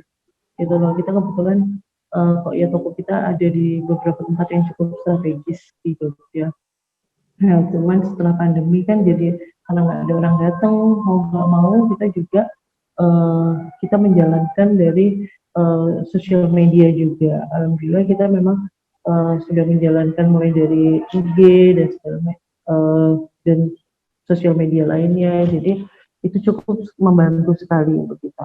Dan kemudian kita juga punya hotline gitu kan, ada nomor hotline yaitu kita pegang ada adminnya sendiri, dan itu ternyata alhamdulillah cukup membantu juga. Baik, terima kasih. Sambil menunggu pertanyaan selanjutnya, sepertinya ini belum ada pertanyaan yang masuk pada room chat kita. Oke, sudah ada banyak pertanyaan yang masuk. Sebentar, saya bacakan terlebih dahulu. Yang pertama dari Ilham Mahfudi Sukirno dari Universitas Ahmad Dahlan. Pertanyaan ditujukan kepada narasumber yang pertama, yakni Bapak Andromeda. Seperti ini Pak pertanyaannya. Apa yang harus dilakukan orang pangan untuk mesejahterakan petani, sedangkan peran dari pemerintah masih melakukan impor dalam jumlah yang cukup besar? Kepada Bapak Andromeda, bisa ditanggapi Pak? Langsung dijawab atau dikumpulkan 3 pertanyaan dulu sekalian, biar saya jawabnya sekalian 3-tiganya? Langsung dijawab aja Pak. Langsung aja. Oke, siap. Oke, terima kasih sekali Mas Ilham ya tadi. Apa yang harus dilakukan oleh pengusaha terutama di bidang pangan untuk bisa mensejahterakan petani peternak, padahal pemerintah saja masih impor. Jadi gini, kalau kita mau berbuat baik dan kita punya impian, itu nggak usah tergantung sama yang lain. Bapak, perlu diketahui, pada saat saya memperjuangkan peternak sudah 12 tahun ini ya, kita berjuang untuk bisa mengejar swasembada susu Indonesia, yang kemarin tuh sebenarnya pemerintah punya target di tahun 2020. Ternyata meleset, akhirnya sekarang di setting di tahun 2026. Nah, apakah mulus-mulus saja Mas Andro membuat Indonesia menjadi swasembada susu? Sangat tidak mulus. Kendalanya banyak dari segi peternak yang kadang tidak bisa di scale up, industri yang akhirnya tidak bisa ngambil di lokal, importir yang impornya gede-gedean, belum mafia-mafia susu, belum memang ada oknum-oknum yang memang akhirnya membuat kebijakan-kebijakan yang pro impor gitu ya. Salah satunya nih kalau di dalam segi peraturan pemerintah, itu kita ada memperjuangkan, ada salah satu permentan ya, peraturan permentan nomor 26 tahun 2017, boleh dicek nanti. Permentan nomor 26 tahun 2017 itu mengharuskan semua pabrik susu atau industri pengolahan susu itu dari 100% produksinya minimal 30% harus diambil dari lokal dan harus berpola kemitraan sama peternak. Tetapi akhirnya apa yang terjadi di tahun 2018 tiba-tiba akhirnya peraturan ini dimentahkan dengan diterbitkan peraturan baru Permentan nomor 33 tahun 2018 yang menyebutkan bahwa industri bebas mengambil dari mana saja. Jadi tidak harus ada kemitraan sama peternak, sehingga apa yang terjadi? Sekarang banyak sekali industri itu impor untuk susunya bahkan sampai 100%. Nah, apa sih kendalanya? Kita sekarang tidak usah bicara apa yang tidak bisa kita lakukan. Membuat kebijakan mungkin sekarang tidak bisa kita lakukan, tetapi mengusulkan kebijakan itu bisa. Oke? Dan apabila memang kebijakan ini membuat kesejahteraan peternak dan petani lebih banyak, tentu akan bisa banyak yang dorong ke sana. Nah, sekarang apabila Mas, kalau kebijakannya nggak pro sama kita, bagaimana? Juga bukan alasan bagi pengusaha untuk kita menyerah. Pengusaha itu tidak ada kata-kata menyerah. Tetap harus maju ke sana. Kita kemudian mencoba pendekatan kepada peternak-peternak sapi perah. Pak, Indonesia kan dari 4,5 juta ton kebutuhan susunya 3,5 juta ton impor nih Pak. Nilainya 17 triliun loh Pak setahun. Ayo dong, ditambah sapinya. Aduh Mas, saya nggak ada uang ya Mas untuk nambah sapi. Saya ada banyak sekali bantuan pemerintah, Bapak tinggal sebut aja butuh berapa ekor sapi, saya akan bisa berikan. Karena dari Kementerian Pertanian, Kementerian Koperasi, Kementerian Perdagangan, semua kita bisa ada program yang untuk pengadaan sapi. Lalu muncul lagi alasan, aduh Mas, saya itu udah sepuh ya Mas, saya tuh nggak kuat kalau nambah sapi lagi, udah capek. Ya sudah Pak, anak saya tuh maunya kerja ke kota ya Mas. Jadi selalu seperti itu, makanya memang akhirnya kita butuh bagaimana seorang pengusaha pangan itu tahu lahan, ya, tahu hulu, tetapi kita harus tahu hilir. Jadi seorang pengusaha pangan harus tahu cara produksinya gimana, dan juga caranya memasarkan. Itu kalau di mall-mall, ini susu tuh bentuknya apa di mall? Ada bentuknya mozzarella, ada bentuknya nanti menjadi yogurt di sana, ada yang bentuknya sebagai butter. Nah, ini harus tahu. Peternak atau petani itu belum tentu sebulan sekali ke mall. Sehingga yang mereka tahu adalah jual susu ya cuma harganya sesuai harga beli pabrik aja gitu. Padahal kalau 1 liter susu dibeli pabrik itu sekarang harganya antara 49 sampai 5.300. Di Switzerland kami beli harganya antara 6.500 sampai 7.500. Sudah ada signifikan kan?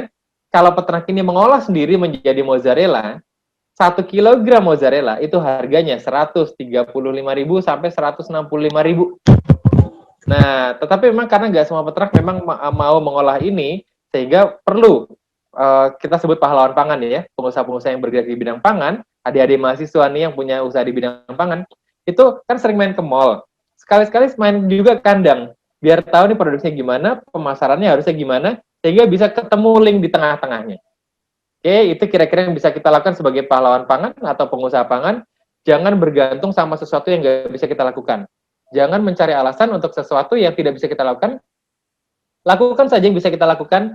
Pasti Allah Subhanahu Wa Taala ngelihat usaha kita dan semua yang bersungguh-sungguh pasti diberi. Itu janjinya ya. Jadi insya Allah semoga usaha teman-teman semua untuk mendukung swasembada pangan Indonesia dijabah dan juga didukung penuh oleh Allah Subhanahu Wa Taala. Dan Indonesia bisa swasembada pangan di masa yang akan datang.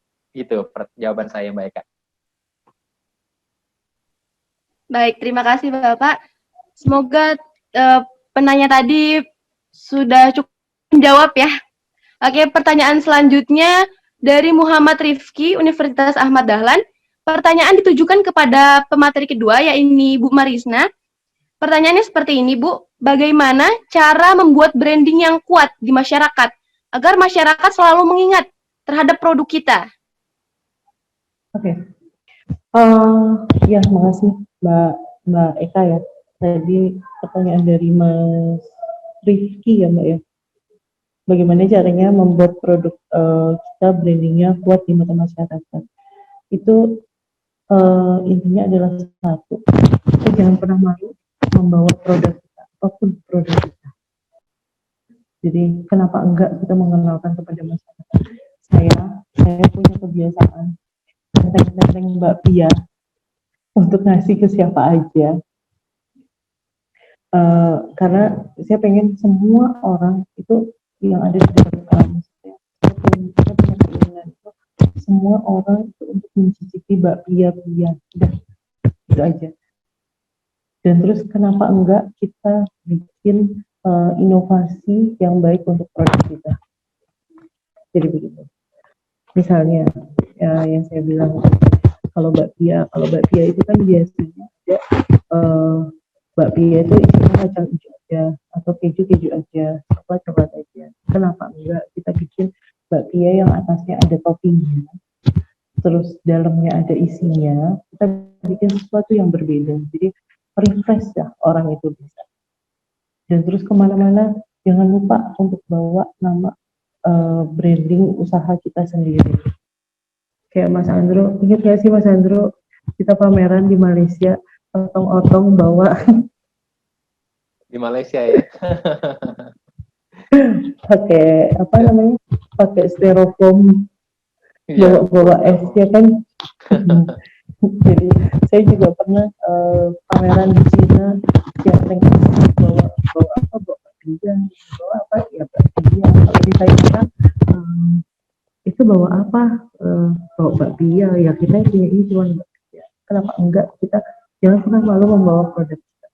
Terus tetaplah fokus untuk usaha kita dan produk kita dimanapun itu, apapun keadaan gitu.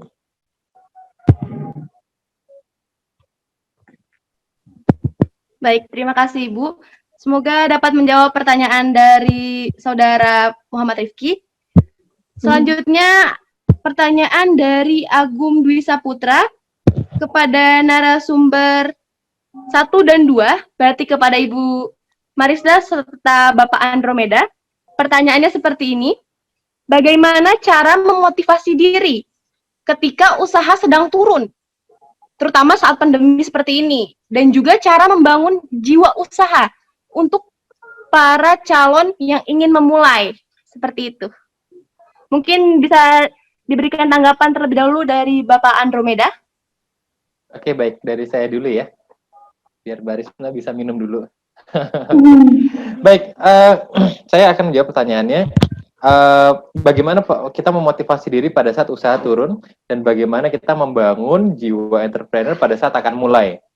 Sekarang gini, kita semua harus bertanya bahwa kita itu memulai usaha apa motivasinya. Ya, jadi kenapa kok saya selalu katakan bahwa kita pada saat akan memulai usaha kita harus tahu dampak sosial atau social impact apa yang kita berikan terhadap lingkungan sekitar kita. Seperti saya ceritakan tadi, Sweet Sunday kita mulai karena kita mau mensejahterakan petani-peternak yang ada di Yogyakarta dan di Indonesia di masa yang akan datang. Maka pada saat kami sedang naik, kami bahagia. Pada saat turun, ya bahagia juga. Kenapa? Karena kami tetap bisa mensejahterakan peternak kan? Tujuannya kan itu. Alhamdulillah, dengan sendirinya Allah mendatangkan banyak sekali bantuan-bantuan kepada kami. Dan juga kita dimudahkan jalannya, bahkan sampai kementerian, bahkan kami sampai bisa menjadi juara 1 di luar negeri. Sekarang kalau kita bayangkan hanya tukang es krim gitu ya, sampai ke luar negeri, sampai juara 1, ini di luar dari impian yang selama ini kami impikan. Bahkan alhamdulillah ya ternyata diberikan seperti itu. Jadi kalau tujuan utamanya adalah uang, yes, pasti pada saat pandemi ini pasti sedih karena pasti menurun. Tetapi pada saat motivasinya adalah sosial atau sesuatu yang lebih besar daripada uang, maka kita tidak akan pernah lelah dan tidak akan pernah bersedih. Pada saat hati kita tidak pernah bersedih dan selalu bersyukur, kita akan punya pikiran yang plong nih buat mikir strategi. Untuk itu kenapa selalu Allah berkata bahwa kita harus selalu ikhlas nih menerima apapun yang dari Allah. Yes, karena sesuatu itu diberikan untuk suatu maksud. Salah satunya Sweet Sunday tidak akan pernah bisa 100% online kayak sekarang kalau nggak pandemi. Kami itu udah digaungkan waktu itu dari tahun berapa ya sama Mbak Arisna, dari 2016 ya. Kita pengen onlinein semuanya nih, pengen masukin semua marketplace, kita pengen Instagram Ads, Facebook Ads-nya diaktifin semuanya, tapi itu nggak pernah aktif-aktif. Begitu pandemi, sebulan langsung aktif semuanya. Ya, jadi karena terpaksa melakukan hal itu kan, Allah pengen kita mengembangkan pangsa pasar baru adalah B2C atau business to customer online. Sehingga insya Allah nanti misalnya pada saat pandemi ini sudah berakhir dan Horeca sudah mulai aktif lagi, kita ketambahan bonus. Yang pangsa lama balik, pangsa baru sudah kebentuk. Jadinya insya Allah lebih bisa melebarkan sayap gitu ya.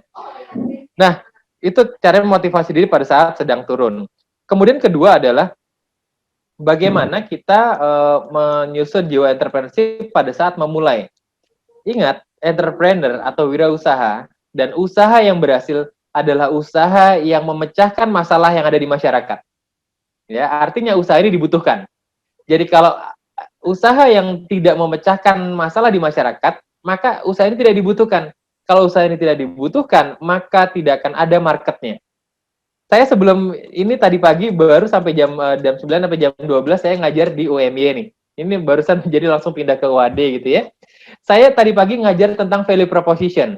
Artinya adalah setiap bisnis yang kita buat, itu kita harus tahu produknya atau usahanya, itu tuh masalah apa yang kita pecahkan.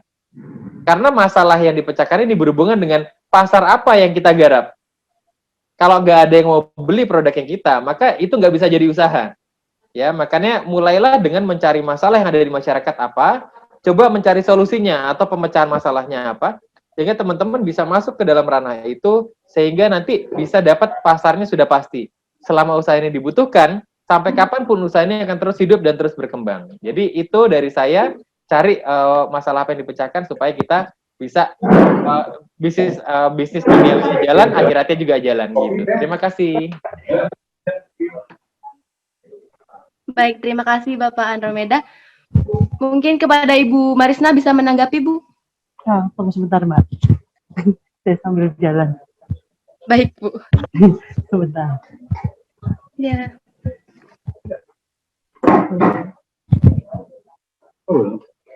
Sebentar ya, Mbak. Saya jalan ini. Yap. Oke. Tadi gimana pertanyaannya, Mbak? Gimana untuk memotivasi ya, Mbak? Kalau saya itu selalu berpedoman gini. Allah itu adalah Maha Oke. Jadi ketika hambanya itu selalu berpikiran positif, itu pasti akan terkabul semuanya. Insya Allah. Kalau kita positif dan pikiran kita positif terus, nggak negatif aja. Maksudnya itu gini, kan kadang-kadang tuh ada orang yang eh, selalu gini, wah kalau nggak laku gimana? Aduh, nggak usah jualan deh loh. Maksudnya, kenapa enggak sih kita, oh ya, kenapa enggak ya kita coba, orang kita aja belum coba, kok udah bilang, nanti kalau nggak laku gimana? Ya kan belum dicoba, sih, gitu. Jadi, ya, kenapa enggak kita tuh harus selalu fokus. Yang kedua itu positif, positif, positif, dan positif. Dimana yang kita berpendapat kita sebagai seorang muslim, itu Allah itu maha oke. Kalau kita punya pikiran, kalau kita punya niat baik, pikiran selalu positif, insya Allah jalan semuanya lebih enak. Gitu. Dan insya Allah bisa lebih baik. Gitu, Mbak.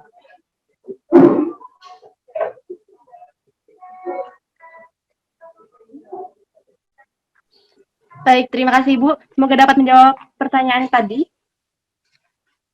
Langsung saja ke pertanyaan berikutnya. Dari Afriani, Universitas Ahmad Dahlan. Pertanyaan ditujukan kepada narasumber 1 dan narasumber 2 untuk Bu Marisna dan Bapak Andromeda kembali. Pertanyaannya seperti ini. Apakah ada sedikit kata-kata nasihat atau motivasi untuk kami yang masih ragu untuk memulai berwirausaha? Mungkin kepada Bapak Andromeda terlebih dahulu, bisa memberikan tanggapannya, Pak. Oke, baik. Apakah ada kata-kata apa nih ya? Jadi gini, teman-teman, bagaimana untuk memulai usaha adalah, kalau teman-teman sekarang mau mulai usaha, maka teman-teman punya titik kritis adalah pada saat lulus, ya. Jadi teman-teman itu akan jadi pengusaha atau enggak itu nanti keputusannya adalah pada saat teman-teman lulus kuliah. Nah, kalau teman-teman punya motivasi untuk jadi pengusaha, pertama kita bahas dulu apa sih sebenarnya motivasi jadi pengusaha. Kalau teman-teman berkata bahwa jadi pengusaha itu enak karena kerjanya bisa seenak waktunya, itu salah. Karena kalau pekerja itu jam 8 sampai jam 4. Kalau pengusaha itu kerja 24 jam. Oke? Kemudian kedua, kalau teman-teman bilang bahwa jadi pengusaha itu enak ya, tinggal nyuruh-nyuruh gitu ya.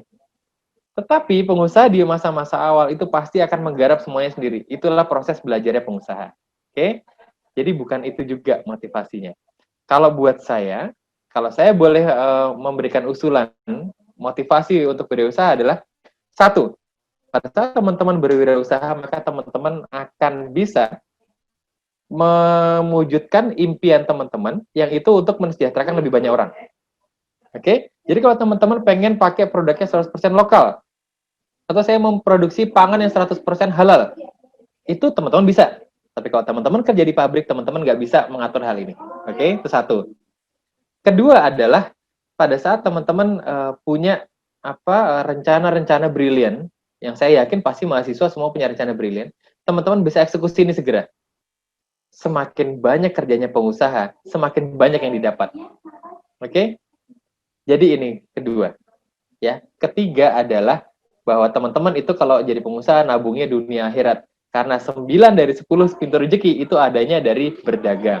Ya, makanya kalau itu motivasinya, oke, kita jalan. Nah, kapan mulai? Segera mulai. Karena sebenarnya pada saat teman-teman masih jadi mahasiswa, itu semuanya serba enak. Teman-teman berada di lingkungan mahasiswa, yang mahasiswa ini punya banyak banget permasalahan.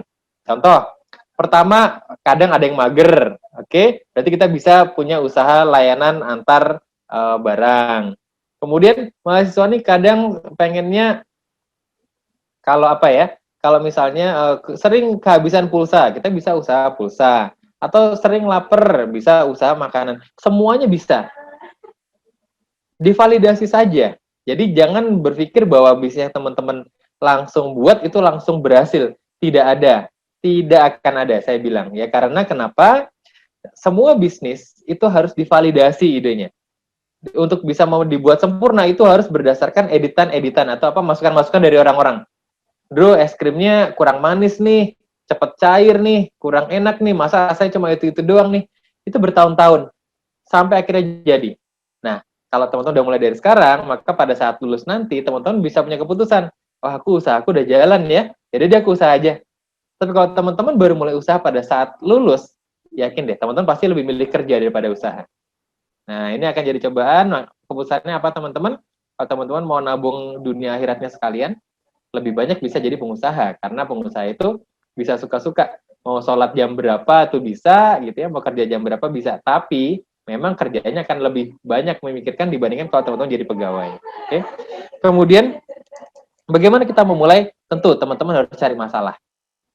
Kalau Bapak Ibu dulu nggak boleh cari masalah ya, sekarang teman-teman harus cari masalah. Karena masalah inilah sumber dari bisnis kita. Oke. Masalah yang dipecahkan di bakpia-pianya Mbak Risna adalah bakpia itu selama ini bentuknya bulat, isinya kalau nggak kacang hijau, kalau nggak tuh kumbu hitam.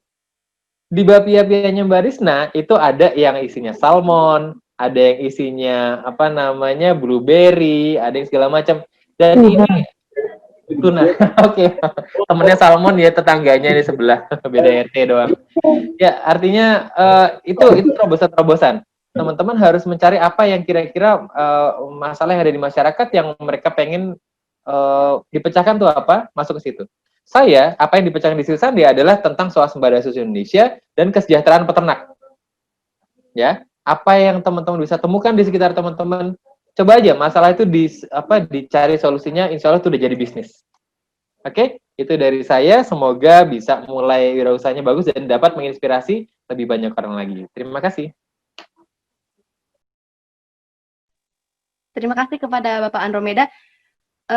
Mungkin bisa dijawab oleh Bu Marisna. Saya ulangi kembali Bu pertanyaannya. Apa ada sedikit kata-kata nasihat atau motivasi untuk kami yang masih ragu untuk memulai usaha seperti itu, Bu?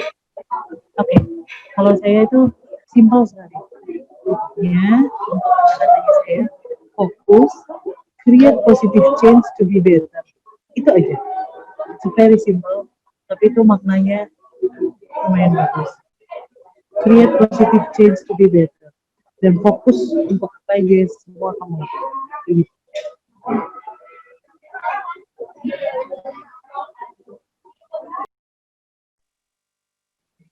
Baik, terima kasih. Semoga dapat menjawab pertanyaan dari Saudari Afri. Langsung saja ke pertanyaan berikutnya. Dari Saudara Alfarizi. Pertanyaan ditujukan kepada narasumber 1 dan narasumber kedua. Seperti tadi, kepada Bapak Andromeda dan Ibu Marisna. Pertanyaannya seperti ini. Apa saja yang ditekankan dalam memulai, membangun, dan mengembangkan usaha Bapak atau Ibu sehingga bisa berkembang hingga saat ini? Kepada Ibu Marisna bisa terlebih dahulu. Oke, siap. Tunggu. Oke Mbak, mungkin saya akan jawab di sini. Yang pertama kali dikembangkan itu adalah fokus. Jadi kita harus fokus dengan apa yang sudah kita jalankan, dengan apa yang niat kita itu bagaimana. Fokus, jadi nggak, oh ternyata begini ya, oh ternyata kayak gini lebih enak deh, itu berpindah-pindah, nanti nggak fokus, jadinya itu nggak bagus. Jadi lebih fokus lagi, fokus dan fokus. Gitu.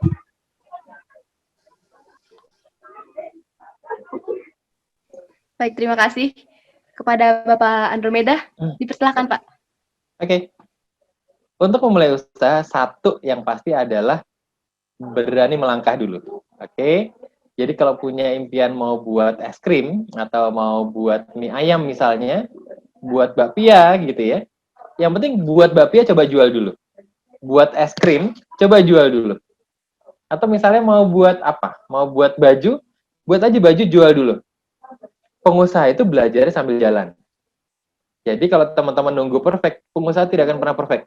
Kita pasti akan belajar sambil jalan. Jadi melangkah dulu. Nah, lalu pada saat sudah melangkah, maka nanti dalam waktu sudah sebulan, 2 bulan gitu ya, teman-teman kan sudah mulai terbiasa nih dengan kegiatan produksi, kemudian jual, produksi, jual. Maka saya sarankan dari awal teman-teman nanti menyusun yang namanya bisnis model canvas. Mudah sekali cara buatnya. Tentu kita pernah ya dengar kata-kata bahwa rezeki itu masing-masing makhluk hidup sudah diatur sama Allah Subhanahu Wa Taala. Jadi nggak akan ada rezeki yang tertukar. Pasti pernah dengar ya kata-kata seperti itu. Itu karena memang pada setiap bisnis model canvas itu pasti beda-beda.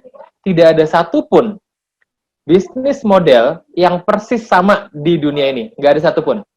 Kalaupun ada yang sampai sama persis bisnis modelnya, maka yang akan membedakan adalah CEO-nya atau founder-nya, itu pasti dia memiliki value yang berbeda.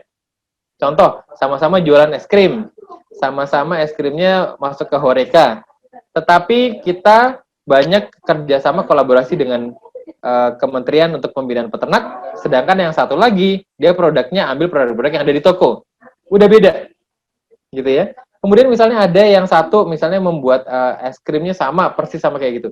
Kemudian yang satunya tuh Andromeda di Jogja, yang satunya namanya Andre di Jakarta. Habitnya saya sudah berbeda, pangsa pasarnya sudah berbeda. Otomatis brandingnya pasti berbeda. Nah, jadi itulah kenapa saya katakan bisnis model canvas ini menjadi penting sekali untuk dibuat oleh teman-teman semuanya. Buat bisnis model canvasnya, nanti kalau membutuhkan bimbingan, nanti saya akan dengan senang hati bisa membimbing teman-teman. Download aja via Google. Kalau dia coba untuk isi, karena ada petunjuknya juga di Google.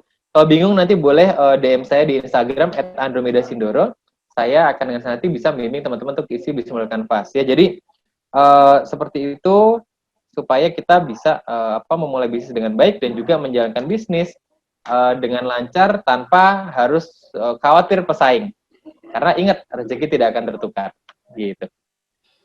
Baik, terima kasih Bapak Andromeda. Semoga bisa menjawab pertanyaan dari Saudara Alfarizi. Pertanyaan selanjutnya datang dari Ahmad Afif.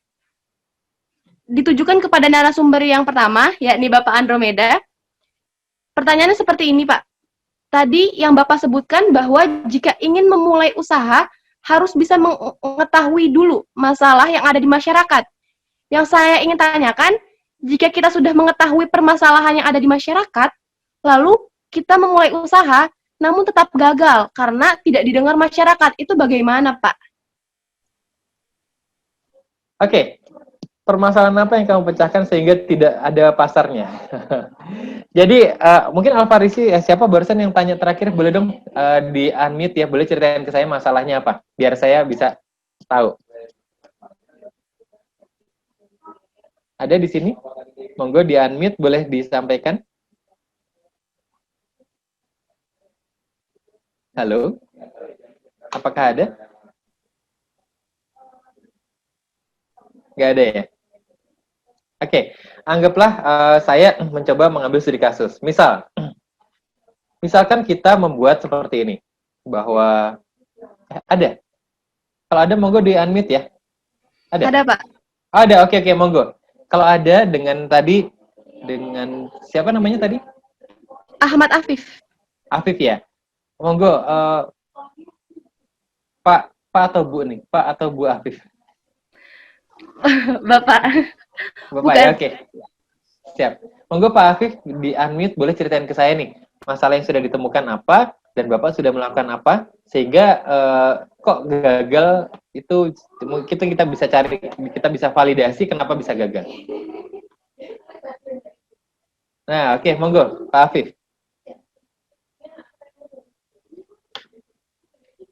Halo, ini sudah unmute nih ya Pak Afif nih ya.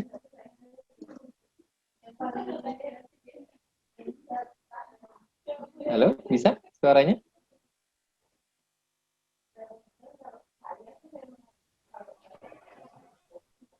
Halo? Apa ada gangguan koneksi mungkin ya, Pak Afif ya? Ya, sepertinya seperti itu, Pak.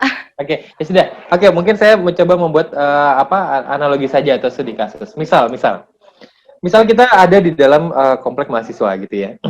Kemudian kita menemukan bahwa ada mahasiswa kan kadang tuh paling suka tuh ini makan donat ya, donat di kantin gitu kan. Tapi kemudian ada beberapa mahasiswa yang dia turun-temurun keluarganya itu dia punya riwayat penyakit gula yang tinggi. Nah, orang-orang seperti ini dia tidak akan beli donat di kantin, donat biasa. Maka mungkin kita bisa membuat, kalau donat biasa tuh harganya misalnya berapa sih, 3.000 atau 5.000 rupiah gitu lah ya, satu butirnya gitu ya, satu buletan. Kemudian karena ada pangsa-pangsa marketing kayak gini, oh iya ya, kalau ditanya, kenapa kamu kok nggak beli, makan dong, aku nggak bisa makan manis-manis, soalnya keluarga aku tuh ada keturunan gula. tapi aku pengen banget makan donat sebenarnya gitu ya. Oh gitu, iya nih, aduh pengen banget padahal gimana ya caranya ya. Maka kita bisa buat donat yang biasa dari terigu, kita bisa buat dari kentang, oke. Kemudian nanti gulanya, kalau biasanya pakai gula pasir, ya, kita bisa ganti gulanya misalnya nih, pakai Tropicana Slim Stevia, misalnya gitu ya.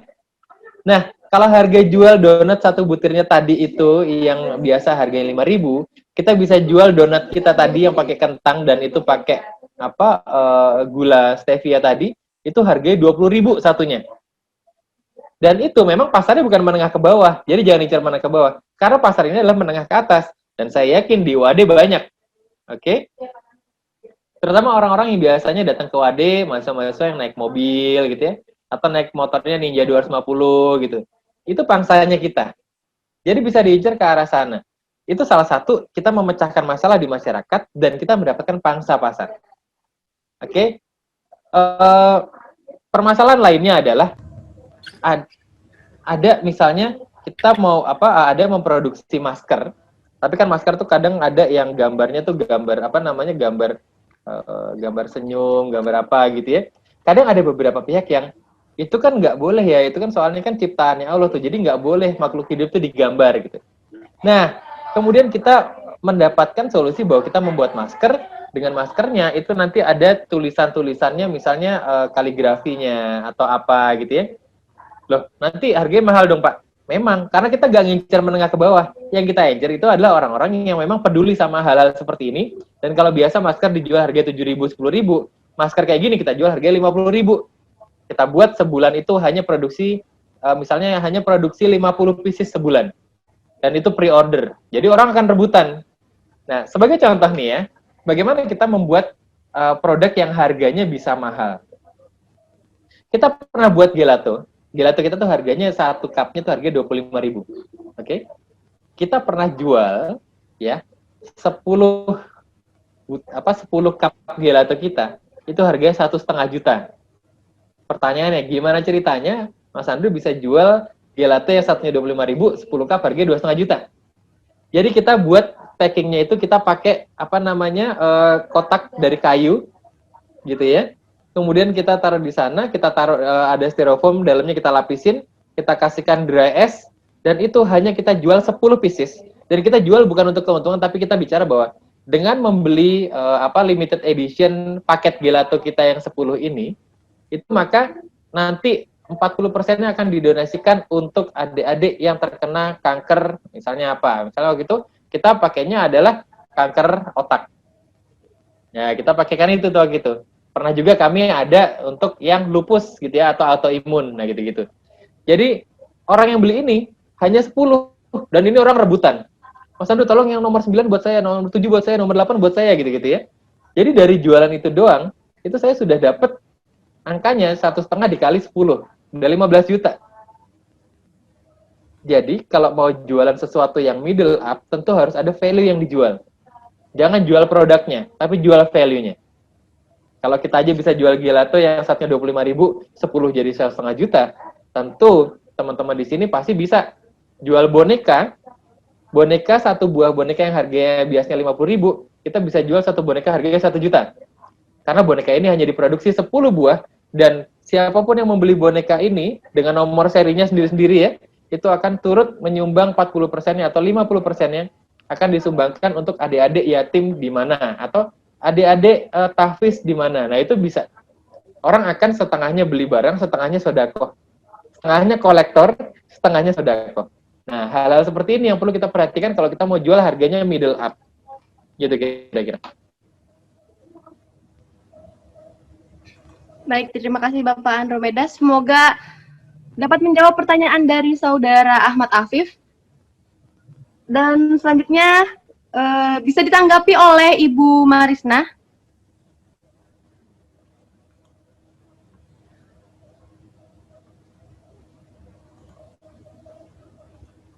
Ibu Marisna.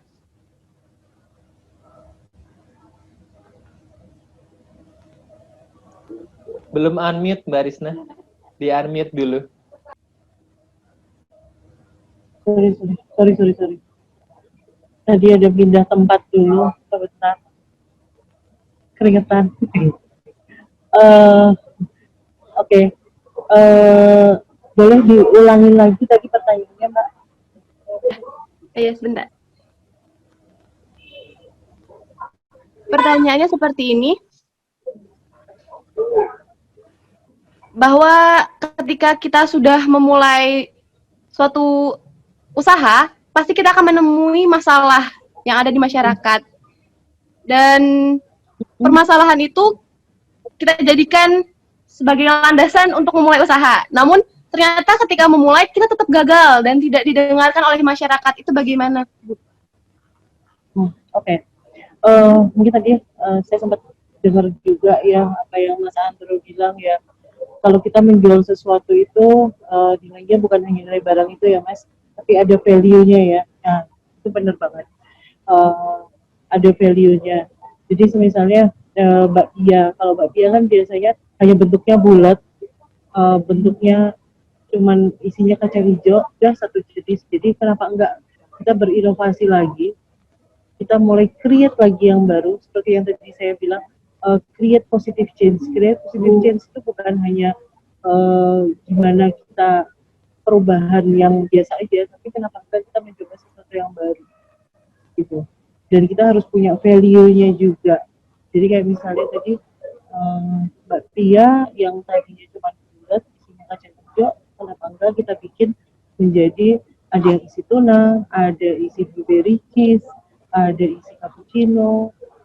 Jadi terus dan di situ ada value-nya lagi. Jadi bentuknya bukan cuma bulat gitu aja, tapi ada toppingnya. Terus kemasannya dia lebih cantik gitu loh. Itu ada value-nya. Kebetulan kalau untuk bakpia blasteran kita, saya jual itu di Australia 1 piece $3 dan 4 piece itu $10 saya jualnya kalau untuk pasar Australia.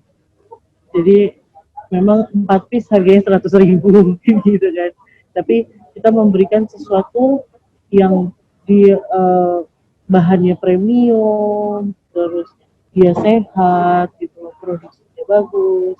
Kenapa kita memberikan value yang lain seperti yang tadi Mas Andi bilang. Dan terus tadi jangan pernah putus asa ketika produk kita atau apapun itu kok tidak diterima. Jangan pernah terus ya udah, ayo kenapa enggak kita usaha lagi. Kan tadi sudah dibilang Allah itu maha oke. Kita harus tetap berusaha dan kita tetap harus positive thinking, mengerjakan sesuatu itu dengan positif. Oke, Mbak. Baik, terima kasih Bu Marisna. Semoga bisa menjawab pertanyaan dari Saudara Ahmad Afif. Pertanyaan selanjutnya datang dari Saudari Anmandita, ditujukan kepada narasumber yang pertama dan kedua. Pertanyaannya seperti ini, dalam menjalankan usaha, pasti kita menemukan rasa jenuh. Lalu, bagaimana cara Bapak atau Ibu dalam melawan rasa jenuh tersebut? Mungkin bisa Bu Marisna terlebih dahulu untuk menanggapi. Kalau saya biasanya kalau jenuh itu sebenarnya enggak. Saya nggak pernah jenuh sih. Kalau saya suruh jualan, saya suruh berkarya, saya suruh punya usaha tuh, saya lebih senang.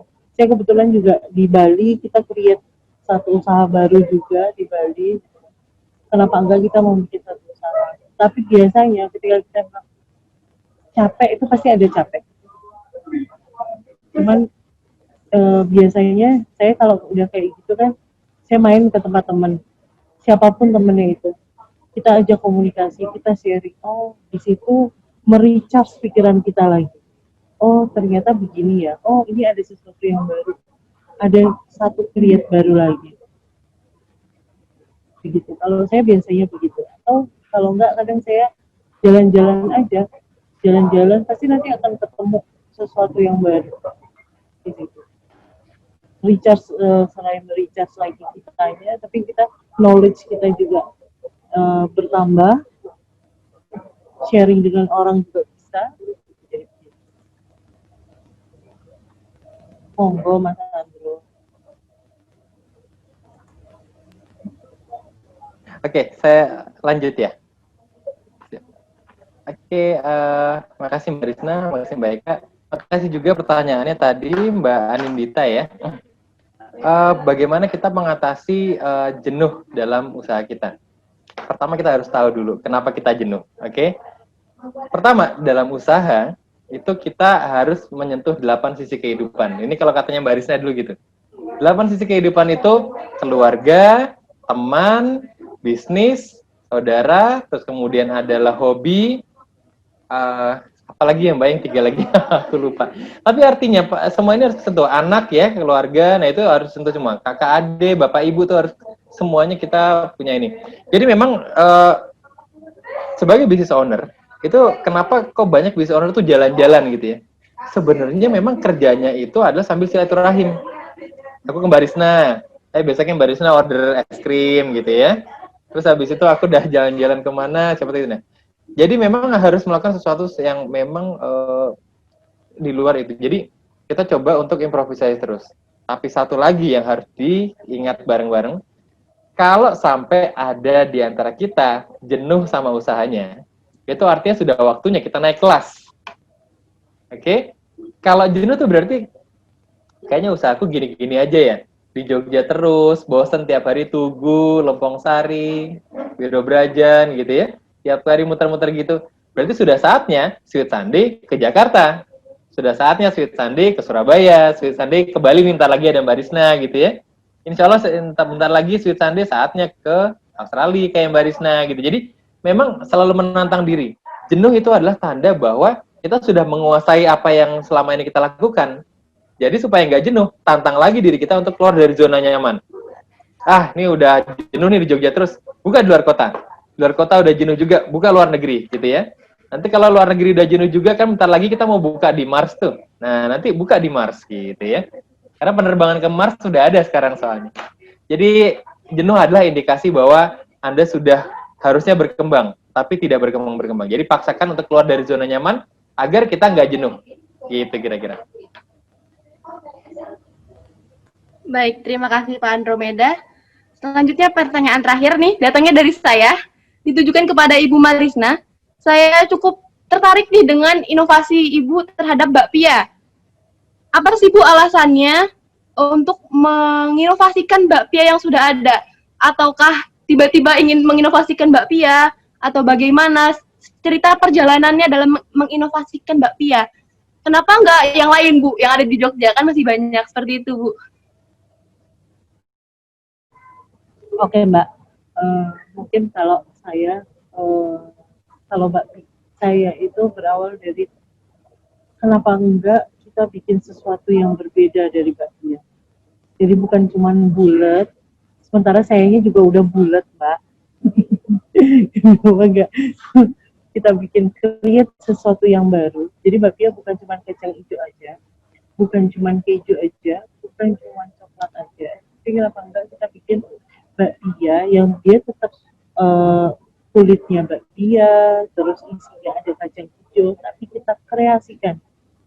Jadi dikasih cappuccino, terus kemudian ada lagi yang strawberry cheese. Jadi kita memang pengen bikin bakpia yang berbeda. Makanya bakpia itu kan tagline-nya adalah beyond original, lebih dari yang asli kan gitu Mbak. Baik, terima kasih Ibu. Pertanyaan dari saya tadi merupakan pertanyaan terakhir teman-teman dari sesi tanya jawab kita kali ini. Langsung saja kita menuju sesi selanjutnya, yaitu sesi foto bersama. Kepada seluruh peserta webinar diharapkan untuk menyalakan kameranya. Bisa dinyalakan terlebih dahulu kameranya teman-teman?